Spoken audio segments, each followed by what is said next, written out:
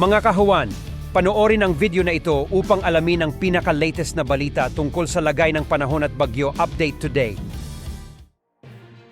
Narito na ang lagay ng ating panahon ngayong araw nga ng Lunes, February 26, 2024. At sa ating latest satellite images, makikita natin na dalawang weather systems pa rin ang nakakaapekto sa ating bansa. Ang northeast monsoon o amihan ang siyang nakakaapekto, partikular na sa bahagi ng Luzon, habang easterlies o ito yung hangin nagmumula sa karagatang Pasipiko ang magdadala naman ng mga pagkilat pagkulog, partikular na sa may bahagi naman ng Visayas at ng Mindanao. Sa kasalukuyan, wala pa rin tayong namomonitor na anumang low pressure area sa loob o labas man ng Philippine Area of Responsibility.